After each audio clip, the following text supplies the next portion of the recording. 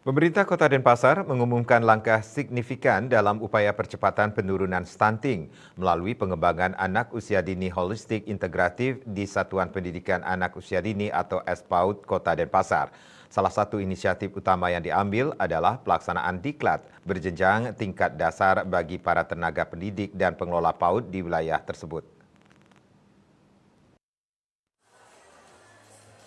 Dalam sambutan Ketua Panitia yang dibacakan oleh Sekretaris Dinas Pendidikan Kepemudaan dan Olahraga Kota Denpasar Iketu Dirge, pelaksanaan diklat berjenjang ini bertujuan untuk meningkatkan kompetensi tenaga pendidik dalam mengimplementasikan pendekatan holistik integratif dalam pengembangan anak usia dini.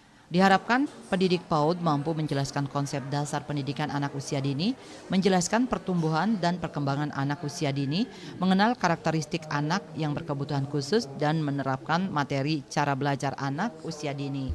Sementara itu, Asisten Pemerintahan dan Kesejahteraan Rakyat Sekda Kota Denpasar Imade Toye yang mewakili Wali Kota Denpasar mengatakan stunting adalah kondisi gagal tumbuh akibat kekurangan gizi di 1000 hari pertama kehidupan anak.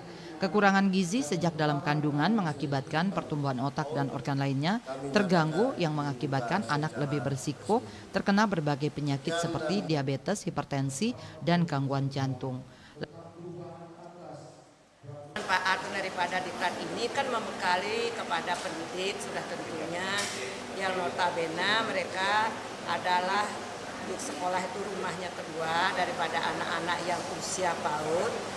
Kita bekali bagaimana sih dia mengenal ciri-ciri anak yang stunting, tidak hanya stunting saja, anak berkebutuhan khusus juga ada terkapar di dalamnya karena ini adalah holistik integratif yaitu berdampingan, sehingga guru-guru itu sudah memahami bagaimana ciri-ciri anak tersebut yang nanti akan dikasih pemahaman oleh narasumber yang berkompeten di bidangnya untuk pembekalan daripada guru-guru sudah tentunya. Sehingga guru-guru nanti bisa mengimbaskan kepada orang tua lewat program diklat dasar berjenjang ini, nanti diimbaskan ke orang tuanya lewat program parenting.